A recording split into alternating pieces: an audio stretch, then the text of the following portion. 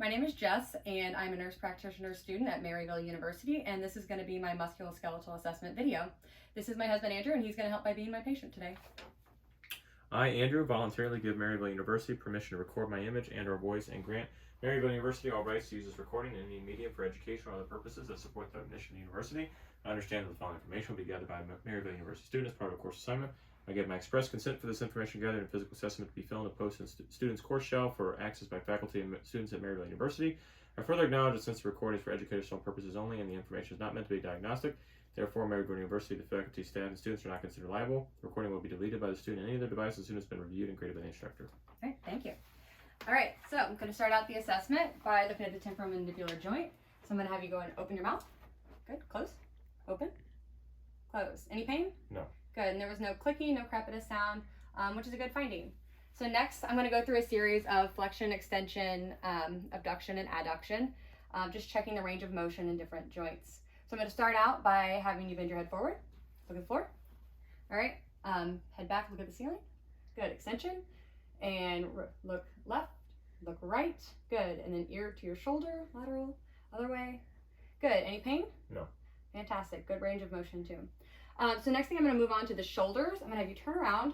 I'm first going to just inspect and see any atrophy or any deformities or anything going on with the shoulders. I'm going to have you lift your shirt up so I can see your shoulders. Good. So with the scapula and the shoulder muscles, there's no atrophy, no deformities that I can see, no swelling, which is good. While he's got his shirt in this position, I'm going to go ahead and look at his spine. I'm going to feel the bony spinous processes. Okay, good. I'm noticing the curvature of the back. Bend forward a little bit. All right, curvature, no major curvature of the back. Everything looks to be midline, and it looks good. Okay, good and normally. All right, next things I'm going to do is we're going to go through the shoulders. So I'm going to have you raise your hands above your head as much as possible here. Good. And now bring them down into extension behind you. Perfect. And then abduction out to the side, laterally.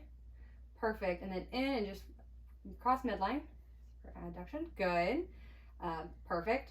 And the next things I'm going to do is a series of movements that just look for rotator cuff injury. So the first one I'm going to do is called near, and I'm going to start by having you bring your hand all the way up above your shoulder and pulling down scapula. Any pain? No. Good. That's a good sign. Pain would be an indication of rotator cuff injury. The next one I'm going to have you do is called Hawkins. So I'm going to stand here, have you bring your shoulder up about 90 degrees. Perfect. So I'm just going to rotate it in. Any pain? Good.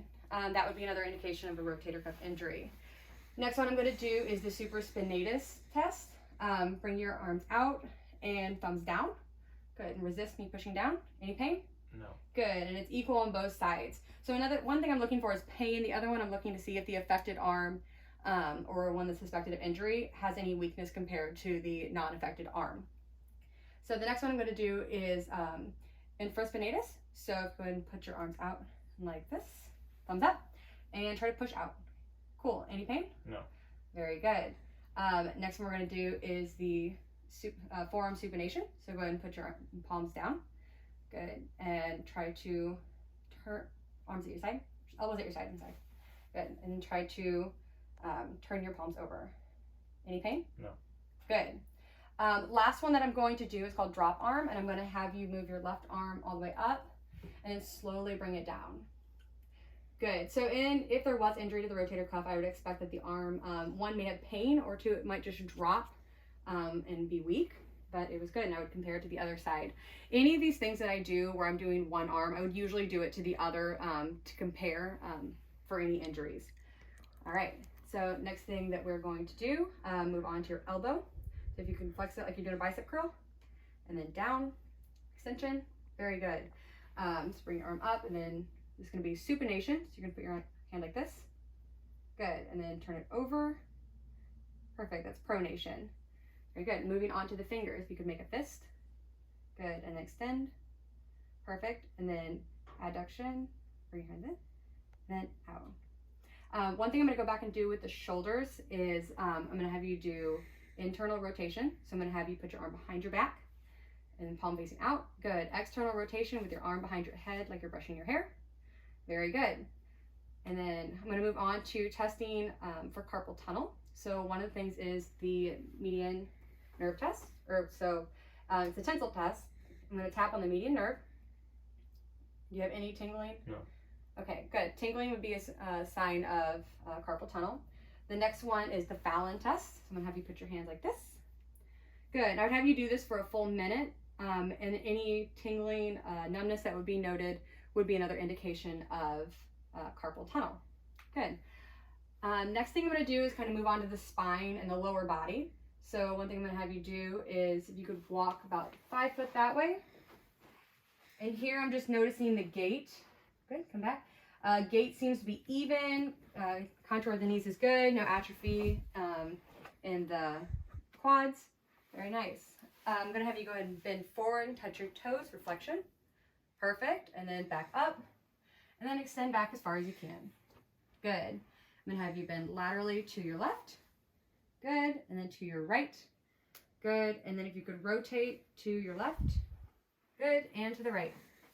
Perfect. And next thing I'm going to do is check on your knee. So if you can flex your knee back. Okay, good. And then extend. Perfect. Very good. So I'm going to have you go ahead and take a seat.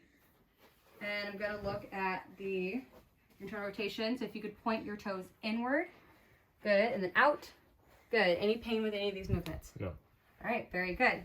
I'm going to go ahead and have you lay back and face down.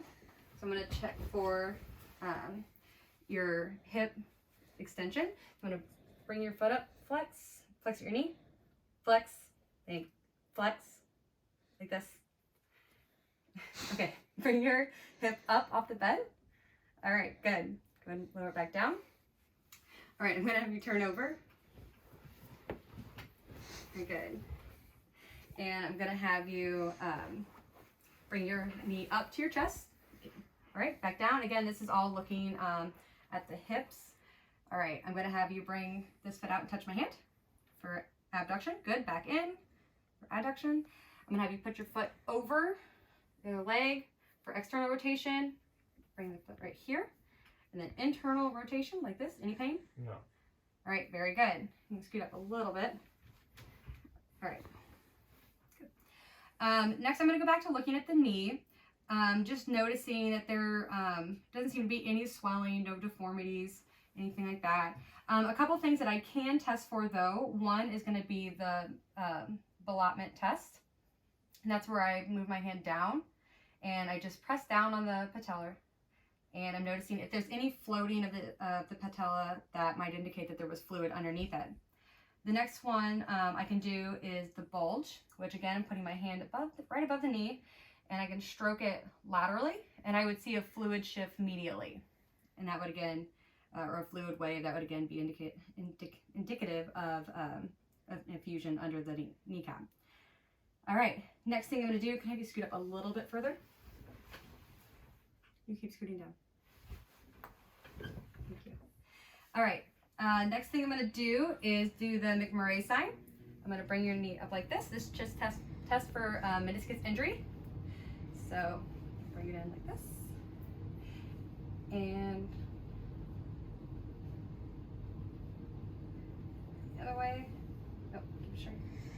All right, and I'm checking for any cracking sensation or any pain there, and I'm not noticing any, which might be a meniscus injury. The other one I'm going to do is the valgus ferris, and I'm just going to have just slight flex, right? And I'm going to move, just kind of looking for anything. An extra elasticity, anything like that. Put some pressure there.